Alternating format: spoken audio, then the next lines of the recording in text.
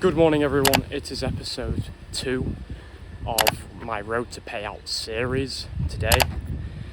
It is about 10:30 AM and I'm just on my school break time, so I've decided we'll do a nice little walk because I was up later than I really wanted to be last night and I didn't have time to go for a morning walk, so I'm going on my peaceful walk in the middle of school, in the middle of the school day, just for you guys. Well, no, also for the calories, just if any of you guys are cutting, well, just doing nice gentle walks, honestly, might be the meta, but more on a trading related topic. Yesterday, little recap for anyone who hasn't watched yesterday's video, I took a break even. Now, was the break even valid? Yes, it was a very valid break even to take, but for any of you guys who, we're going to go this way, are aware of how yesterday's price action actually was, it's probably quite a bad habit for me to be actually even taking the trades in the first place. And look, here is the reason why maybe I shouldn't be going break even. So you could think about it like this. Okay, it was a break even day. There wasn't any setups I liked. And even if there was and I missed them, look, taking a break even is the second best option. You know, the last thing you want is a loss. So the reason the break even might have been a bit of a, I can look at it and go, oh, well, I didn't lose, but technically, should I have even taken the trade in the first place? No. If you guys know what trade I'm on about, well, if you don't, go to the video from yesterday. But the break even I took was a good idea. And let me tell you guys, if you guys aren't going break even as soon as possible, I recommend you start. But the issue is with even allowing yourself to break even is it can become an issue where you break even too quick. And that still happens to me sometimes. I'm not gonna lie. I know break evening is a good thing. I know it is. Because there was a point in time, for a very long point in time, where I would refuse to go break even ever. I just wanted to see it hit full stop or full profit. And that's a pretty, I don't agree with that. I think if your trade is like points away from your take profit and then it reverses back to your fucking break even, you should be going break even at that point. It's an emotional thing wanting to see the trade come back, right? But the problem is with break evens is you can take them too soon. So I am giving advice for you guys to just, be able and willing to take risk off the table when it's suitable. Now, when is it suitable and when it is not? Well, for me yesterday, it was a good break even. Was the trade itself good? No. But did I play it as safe as possible? Yes. The break even was triggered as soon as we came into the 15-minute bullish gap. I'm not going to hold into a 15-minute gap. I've made that mistake before. I've improved on it. We didn't hold into the gap. So just look for key points. If you guys trade like me, or even if you don't, just look for a key point where price could, bounce back to your break even and potentially your stop loss. For me, if we're entering, let's say I'm taking a long, right? If we're entering a bearish 15-minute gap or a bearish 1 hour gap, and I'm not at full take profit, which is minimum 1-to-1, I'm gonna go break even. I'm gonna take that to break even as soon as we come into the gap, and then I'm gonna hold, and because it's not like price instantly just deflects out of gaps, but it well could. But I'm gonna hold for my full 1-to-1, but I am gonna be going. I go break even as soon as we come into those. If I'm bullish, as soon as we come into some sort of bearish, if we take a really prominent high, whether even on the 1 minute, if we take a really nice high on the 1 minute and I'm in a long, I'm going break even. I don't care. So I'm gonna have to go back to school. I'm probably already late, but that was just kind of a thing to talk about going into today. We do have news tomorrow. We have FOMC, so you can cry about news all you want and say, oh, it's news 3 days from now, it's untradeable today, but look, there's news all the time. I'm still going to be trading. Tomorrow, though, I'm going to be more cautious. And it's going to be a situation like market opens. Is there a trade? Is there not a trade? In, out, and I'm off the charts, you know, because we've got so much news tomorrow, but we'll talk more about that tomorrow, I guess. So, yeah, I'm going to go back to school, and we'll see what I'm up to next. Okay, so this time lapse is of me in school. Obviously, I don't look like I'm in a classroom. That's because I'm not in a classroom. There was a presentation going on, and I just thought I could barely hear the guy at the front. I got in a little bit late after recording for a little bit too long, so I was like, hey, I'm not gonna trade. Obviously, I'm not gonna trade, but I will check out how London's session was, just out of pure interest, you know? I'm not a chart gooner. I'm not gooning on the charts all day, all night. But I just thought we'll take 5 minutes just to look at the charts. So this is just me looking at the charts just quickly, and there wasn't particularly anything I liked. I was looking at a setup that was like, it looked okay, but overall, London session's been patched. It had a good week or two, but it's over for London session now. New York AM on top. But I just wanted to take the time to say, if you haven't already, subscribe. Trying to hit 2,000 subscribers, and if you're not in the Discord, make sure you're in the Discord. Link in description. Very good community. Alright, so as I said, I actually didn't get to do cardio earlier because I woke up late. So I'm back from school right now, I've had my lunch. It is about 50 minutes till market open, so that leaves me with just enough time to hop on the bike. So I'm gonna hop on the bike, do some cardio, and then we will be ready for New York market open.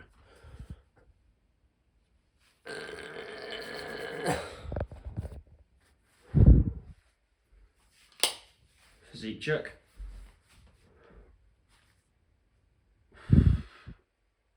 Ooh! Alright, not bad, not bad.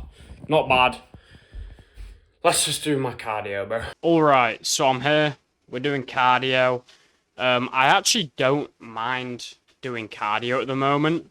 Typically, I will just play Instagram Reels while I do cardio, and I don't mind brain rotting my way through cardio. I'm gonna be honest. I'll literally just scroll Instagram Reels.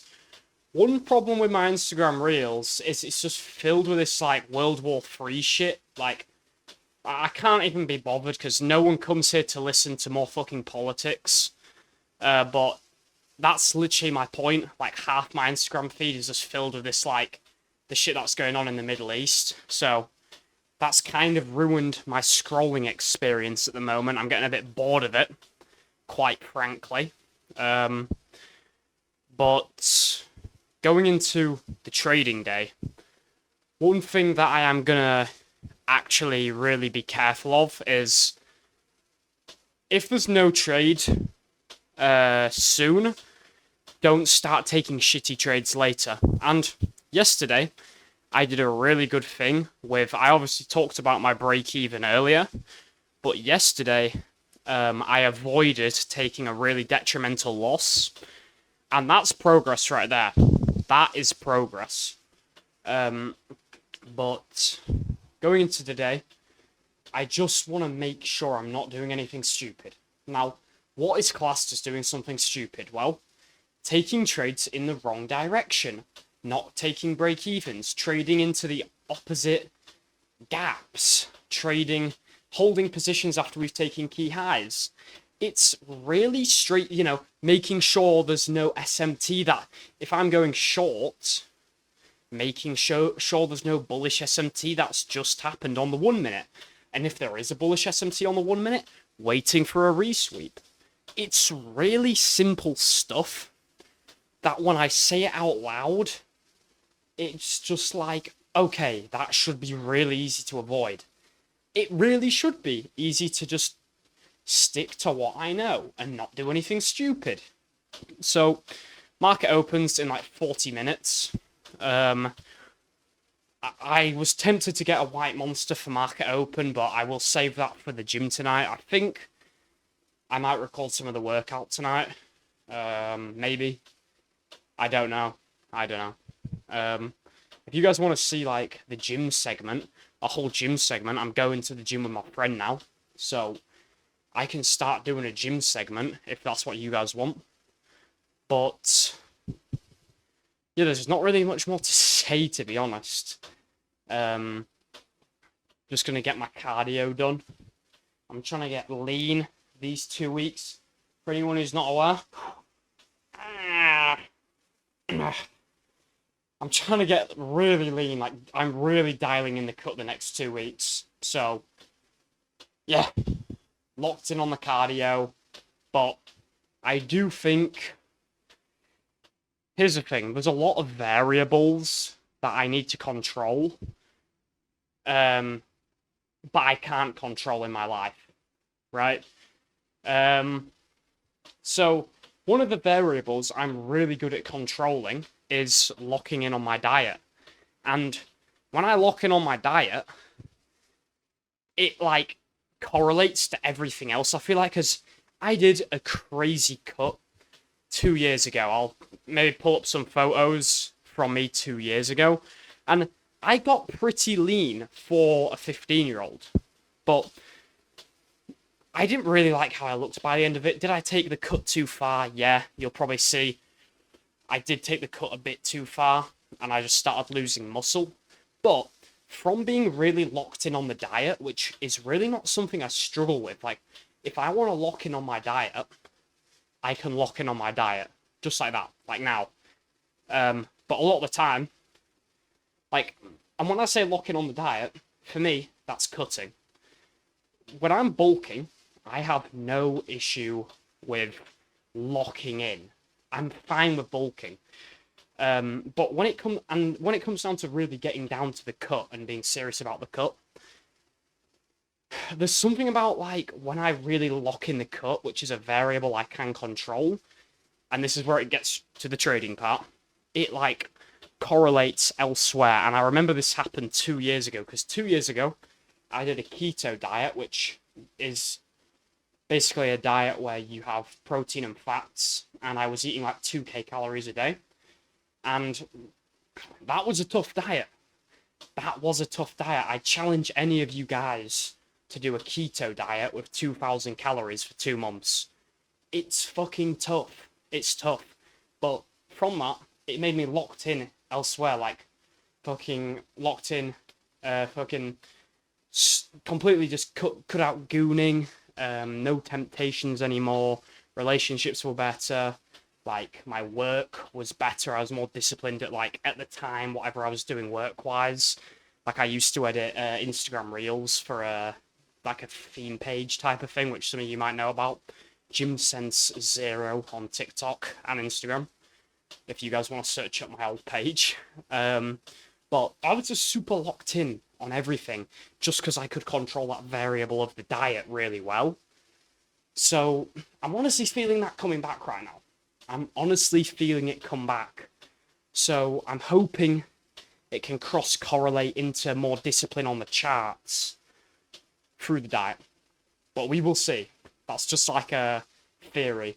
And I guess if you guys, if there's going to be some application to you guys watching this at home, well, through the screen, it's, if you guys are good at controlling one thing that it's hard to do, if you guys have something that's hard to do, but you can do it, go all in on that.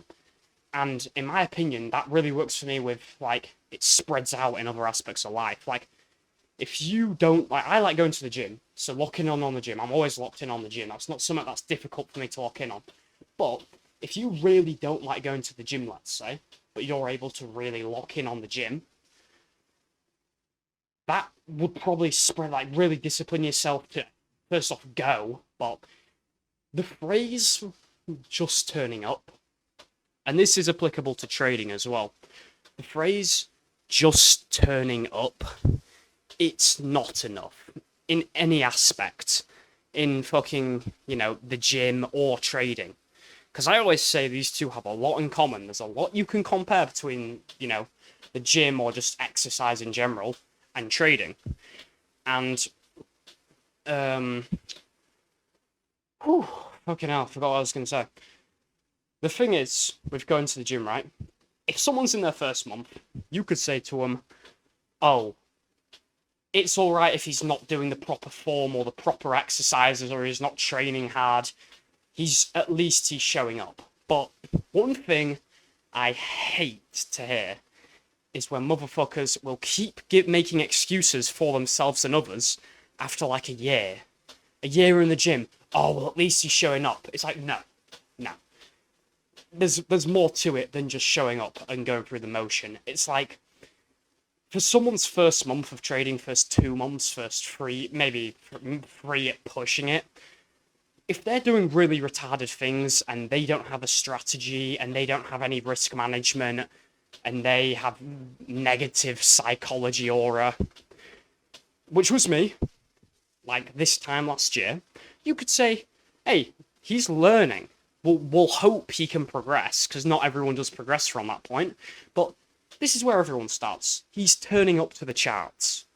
But if that doesn't fix 6 months in, 12 months in, 2 years in, 3 years in, it doesn't matter you've turned up for 3 years, 4 years.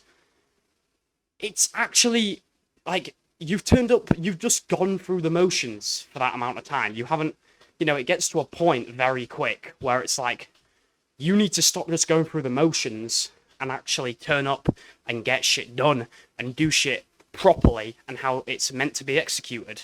And that's the frustrating thing about trading is it's harder for me to control that variable of not just going through the motions and, actually taking good trades. And that's what's so frustrating is I can't.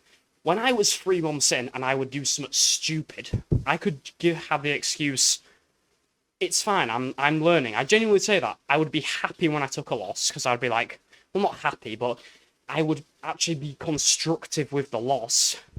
And it was easy to do that because I was super beginner.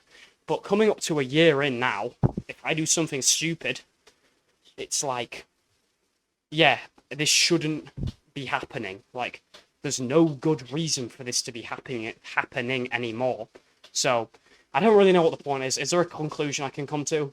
I guess control variables in your life that can be controlled, which are hard to do but can be controlled. And that hopefully will correlate in other areas and stop just going through the motion. Because a lot of you, I know there's some complete beginners. For some people, this might be their first trading video they've ever watched. But most people are about the same amount into their journey as I am, or a little bit less. Stop just going through the motions and stop giving yourself excuses. So I'm going to do 19 more minutes on the bike, and then it's time to trade, the best part of the day. All right, we are here. Trading New York session is happening, the best part of the day, which can quickly turn into the worst part of the day. I'm sure some of you can relate. Basically, I'm bullish. We do have equal lows on ES, but I do believe we're going to take out these high. Hopefully I can trade into it. I don't know. I might even just take a hang on.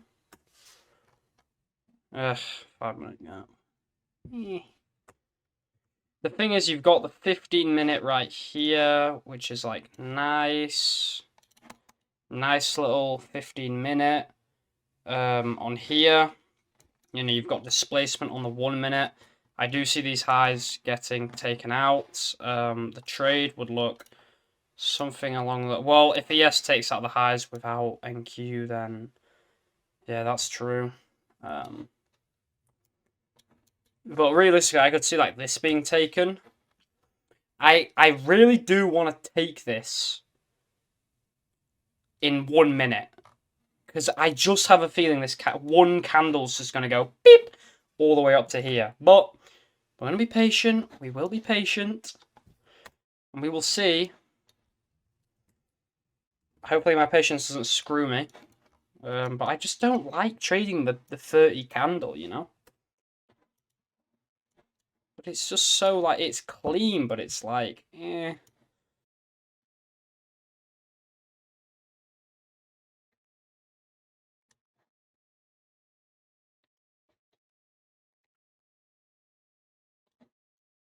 Alright, I'm in. Targeting these highs.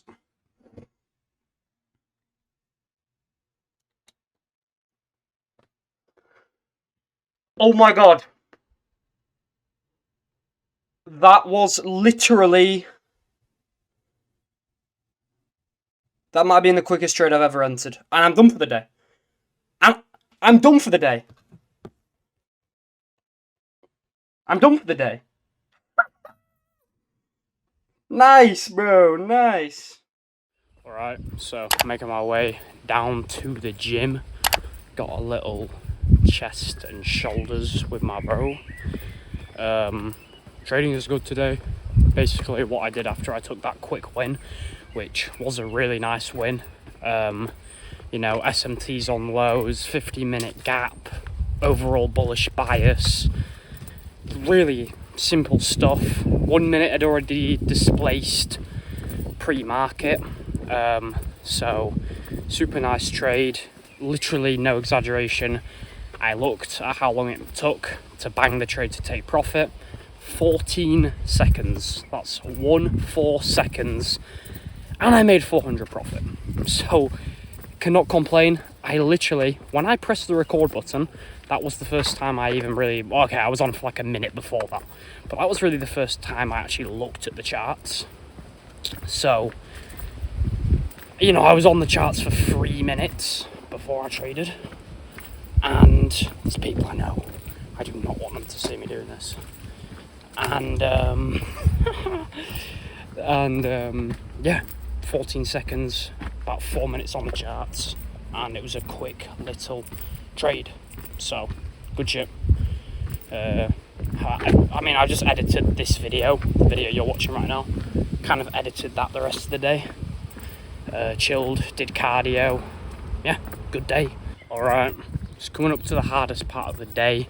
Gonna have to decide what flavour monster I want. So typically, you know, you go with the white one, but honestly the pink one, I had the pink one about 2 years ago when I went to America, and they didn't have it in the UK, but now they just recently released it in the UK.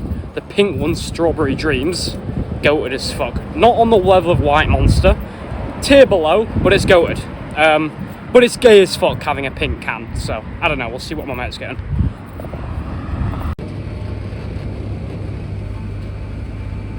Glorious cans. It's gonna be, yeah, you know what, fuck it.